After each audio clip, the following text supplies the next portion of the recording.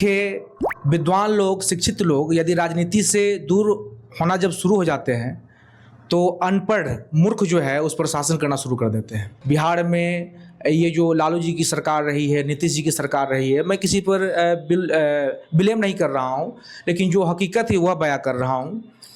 इन लोगों ने पता नहीं कैसे स्टेट को चलाया, आज भी जो है कि पलायन रुकता नहीं है।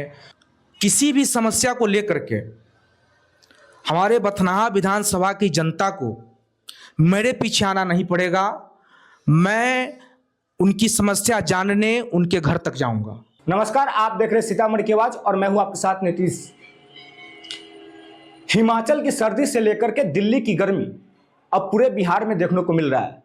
आपको बता दें कि 2025 के अंत में बिहार विधानसभा का चुनाव होना है, जिसको लेकर के सभी राजनीतिक पार्टियों ने अपनी अपनी तैयारी करना शुरू कर दिया है एवं सभी उम्मीदवारों ने अपने अपने पार्टी में टिकट के लेकर के भी दावेदारी करना शुरू कर दिया है। आज इसी मुद्दे पे बातचीत करने के लिए हमारे साथ मौजूद है बथनाहा विधानसभा से विधायक के प्रत्याशी सुनील राम जी। आइए हम उनसे जानते हैं कि क्या कुछ उनका प्लान है, वो किन किन मुद्दों को लेकर के चुनाव लड़ेंगे। सुनील जी, सबसे पहले आप ये बताइए कि आप किन किन मुद्दों को लेकर के चुनाव लड़ेंगे। सबसे पहले मैं आपके चैनल के माध्यम से बथनाहा विधानसभा क्षेत्र के सभी भाइयों और बहनों को मैं नमस्कार करता हूं, और आप जैसे मीडिया कर्मी को भी मेरा नमस्कार है, क्योंकि आप लोग देश का जो है आईना है, और लोगों को जो है कि आप एक माने कि अच्छा कैंडिडेट चुनने में लोगों की आप बहुत अच्छी तरीके से, बेहतरीन ढंग से आप हेल्प कर सकते हैं। सुनील जी, आप यूपीएससी के विद्यार्थी रहे हैं, छात्र रहे हैं, आप पढ़ाई छोड़ करके राजनीति में क्यों आना चाहते हैं?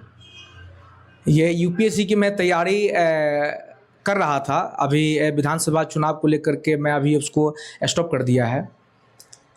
मैं आईएएस बनने जा रहा था, और कई बार हमने देखा है कि जो आईएएस बन चुके हैं और वो वहाँ से रिजाइन करके राजनीति में आ रहे हैं। तो कहने का मेरा तात्पर्य ये है कि अरस्तु बोले हुए थे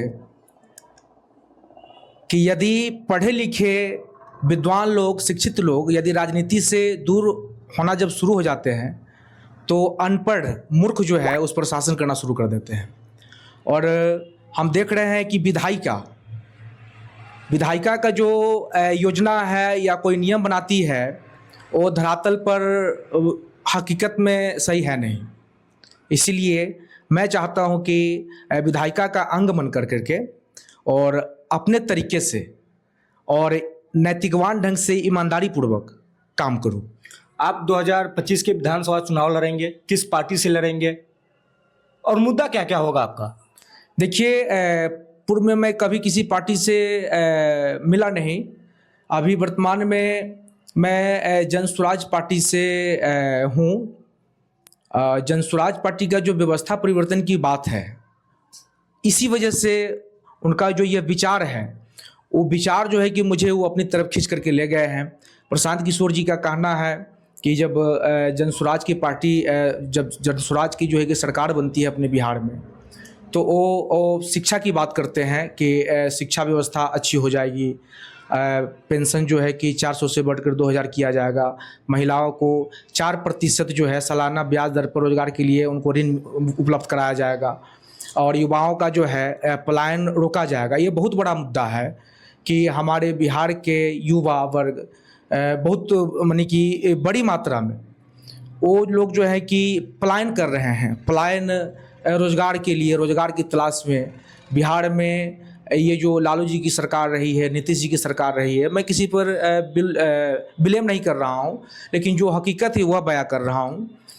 इन लोगों ने पता नहीं कैसे स्टेट को चलाया, आज भी जो है कि पलायन रुकता नहीं है। आप चुनाव जो है 2025 के विधानसभा चुनाव जनसुराज पार्टी से लड़ेंगे या फिर किस पार्टी से लड़ेंगे या फिर निर्दलीय लड़ेंगे? मैं अभी तो अपने आप को निर्दलीय घोषित किया हूँ। मैं तो जनसुराज पार्टी से हूँ, लेकिन उसमें यह तय नहीं है कि टिकट किसे मिलेगी, इसीलिए मैं अपने आप को निर्दलीय माने कि घोषित करके मान करके चल रहा हूँ। आप निर्दलीय मान करके चल रहे हैं, आप जब चुनाव लड़ना चाहते हो तो लगातार लोगों से मिलते जुलते होंगे। बथनाहा विधानसभा की जो लोग हैं उनकी मुख्य समस्या क्या क्या है? मैं सभी लोगों से बात आपने सही कहा है कि मैं मिल रहा हूं ताकि मेरी भी पहचान बन सके। मैं मुजौलिया गया था एक माने कि संवाद करने के लिए। वहाँ बहुत सारे लोग उस पंचायत के बैठे हुए थे, क्योंकि हमारे ही प्रखंड के पंचायत है मुजौलिया। तो वहाँ पर और किसान भाई सब थे, और हम आप जानते हैं कि अन्नदाता जो किसान हैं उनको भगवान माना गया है। वो भगवान है ही, क्योंकि कोई भी आदमी चाहे वो अमीर हो या गरीब हो, किसी भी जाति धर्म का लोग हो, किसी भी जाति का हो, किसी भी धर्म मजहब का लोग हो, अगर खाएंगे तो अन्न ही खाएंगे। सोना चांदी हीरा जवाहरात तो खा नहीं सकते हैं। उनका मुख्य मुद्दा था कि एक नहर है, वो नहर मुजौलिया पंचायत के मधुबनी में उसका उद्गम स्थल है। लखनदेई नदी उस क्षेत्रीय से जा रही है, गुजरती हुई जा रही है। उसी से उसका जो है माने कि उसका अटैचमेंट है। उसको पता नहीं क्या कारण है कि उसको बंद कर दिया गया है। वो लोग चाह रहे हैं कि नहर जो है पुनः माने कि चालू हो जाए। उसको लेकर के आप हस्ताक्षर अभियान चलाने वाले हैं, उसका मुख्य उद्देश्य क्या रहेगा?